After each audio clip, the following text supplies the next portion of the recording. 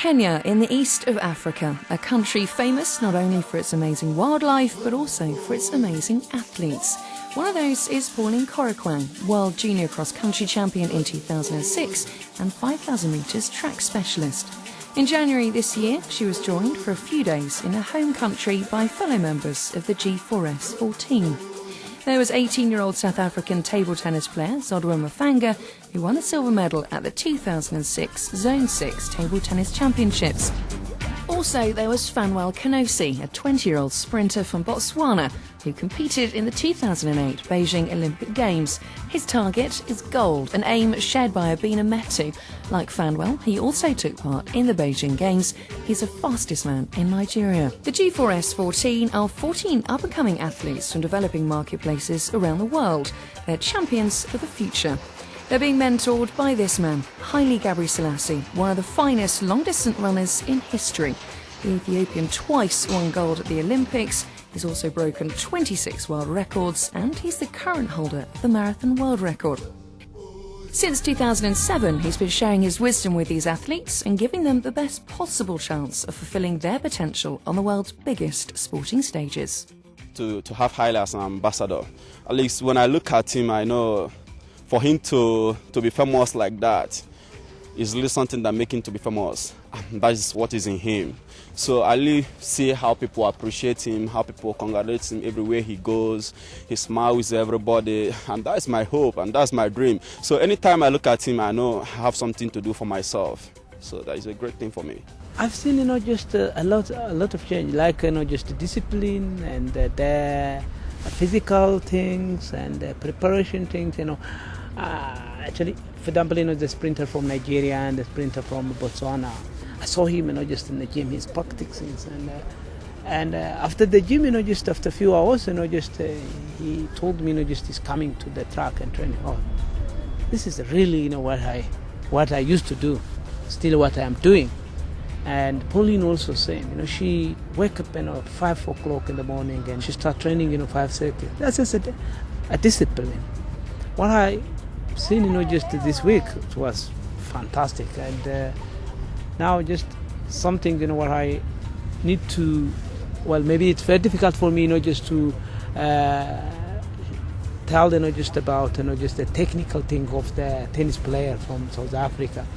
Because I am not a tennis player, but, just what I'm trying to tell, just like when we studied about the nutrition yesterday, just at the same time I'm trying to explain, just what sport needs. Not only the nutrition, also, just recovering, resting time and so on and so on.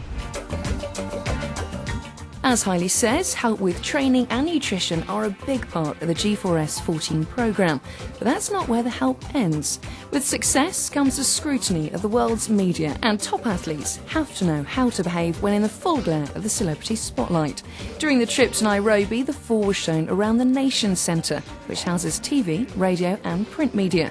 This provided a valuable insight into how the media operates. The experience being given to the G4S 4teen is drawing enthusiasm from top athletes around the world, including Haile's arch rival on the track and great friend of it, Kenya's Paul Tagat. Sport really needs to see international corporates coming and partner with sports, giving opportunity to these young athletes to expose them, facilities, and putting them go through school. These are some of the things that we really want. So G4S, I want to say that we will be indebted for many years to you for what they are doing, and especially having people like role models, having the true ambassadors, the true role models of the sport, through people like Haile Gebrselassie, who actually acts as a motivation to many young athletes across the continent. And do you think those athletes have what it takes to get gold? Absolutely. If you could see these young athletes from Botswana, South Africa, Nigeria, these are upcoming talents that we are banging on. Korakwang, she has shown, and I think the sky is the limit for her. The trip to Kenya is designed to aid athlete development, which in turn will help them to achieve their dreams of being in the medals. And as well as having a big impact on the athletes, the G4S 4teen programme has also had a big impact on G4S employees. Well, the whole programme is about getting G4S staff around the world, 600,000 of them, proud of G4S and what we're doing and getting them engaged in the brand. And the more these guys can meet our employees around the world, the better as far as I'm concerned. They've all got their own regimes, their own training campaigns that they have to do. We're down to 13 because our Kazakhstani athlete is a gold medalist at the Olympics, so he's moved on to better things. So we're recruiting someone from Peru into the programme, so we've got to carefully integrate them in because these guys have been working together for a year and a half. We've got to bring a new person in and make them feel comfortable. But really we'll just do whatever we can to keep supporting them through the next few years. There's a lot of talent in this country that needs to be supported corporate-wise.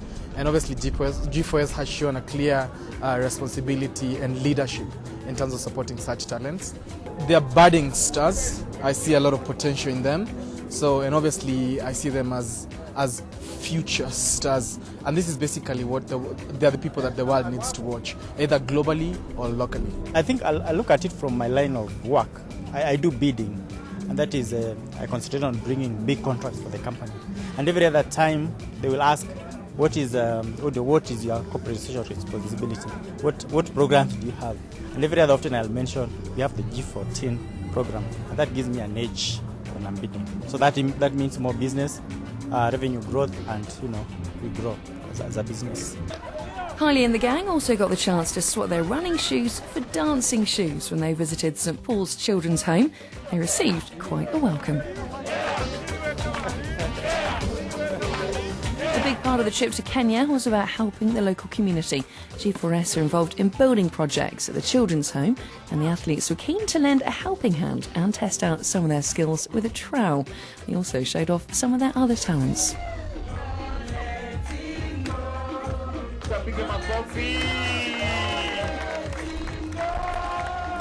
Today has been a great day, donating the table to them so they can train, learn how to play table tennis, and they can be champions one day.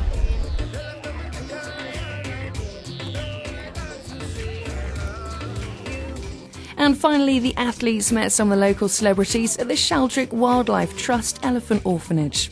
It was good for Haile's protégés to see they weren't the only ones being given nutrition advice. I am hungry today. And then came perhaps the most unforgettable experience of the trip, a chance to witness the customs of the Maasai.